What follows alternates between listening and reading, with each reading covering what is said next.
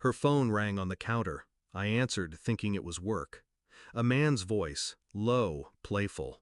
"You left your underwear here again." I froze. Silence on my end. He giggled, whispered, "I love you so much." My thumb ended the call. My pulse thundered. Because that voice wasn't a stranger. It was family. I remember when I first met her. Her laughter was light, almost reckless. She said she loved that I was steady, dependable, the one man who wouldn't let her down. We built a home. We sat at family dinners. My brother would joke, she'd laugh too loud. I never thought twice. Why would I? He was blood. She was mine. Or so I believed. The signs had been there. Subtle. Nights she claimed exhaustion but smiled at texts in the dark. Trips to the store that lasted longer than the store stayed open. The sudden perfume I didn't recognize, lingering when she walked past. I told myself I was paranoid. Until the phone call burned away every excuse. I didn't confront her that night. I didn't scream, didn't accuse. I kissed her cheek when she came home, acted normal. But inside, something broke. Something darker took its place. I knew if I reacted fast, it would be passion, not justice. And justice, true justice, needed patience. So I planned, quietly. First, I traced the number, confirmed what I already knew, my brother. Second, I started collecting. Screenshots, bank statements, the hotel receipt he was careless enough to leave in his email. Piece by piece, I built the puzzle, until there was no doubt. Third, I prepared my exit. New account, new apartment, a lawyer whose eyes widened as I laid out the evidence. Every detail timed like clockwork. But revenge wasn't just divorce. Divorce was survival. No, revenge meant exposure. The night came at a family dinner.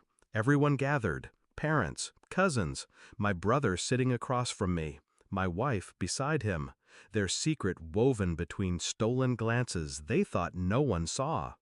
I stood, glass in hand. My voice was steady. "I have something to share." The room quieted.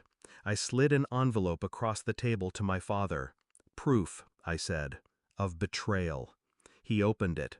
Photographs, messages, receipts. The silence that followed was heavy, suffocating. My brother's face drained of color.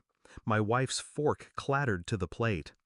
I kept talking, calm, controlled. She lied to me. He lied to all of you.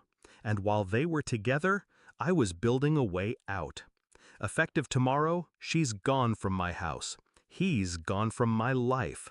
And both of them will face the legal consequences I've set in motion. The confrontation wasn't fire, it was ice. I didn't need to shout. The evidence did the screaming for me. My father's stare cut into my brother. My mother wept into her hands. And my wife? She reached for me, stammering, "Please, let me explain." I pulled my hand back. "No," I said, "you've done enough." She realized then, she wasn't just losing me, she was losing everything. The fallout was swift. Her friends dropped her when the scandal spread. My brother lost the trust of the family, the business deals my father had lined up. They tried to cling to each other, but guilt doesn't hold two people together, it drowns them. I didn't watch them drown, I walked away. Weeks later, I saw them once. Together, but hollow, eyes dim, the weight of disgrace heavy on their shoulders. She tried to meet my gaze. I didn't give her the dignity. He opened his mouth to speak. I kept walking. Silence. That was my final weapon. Now, when I think of that phone call, I don't feel rage. I feel clarity. Because betrayal cuts deepest when it's family. But revenge? Revenge tastes sweeter when it's clean, precise, undeniable. She lost her home. He lost his bloodline. And me? I lost nothing. I gained freedom. The call ended that night, but the echo remains. His voice, her silence, my choice. They whispered love in secret.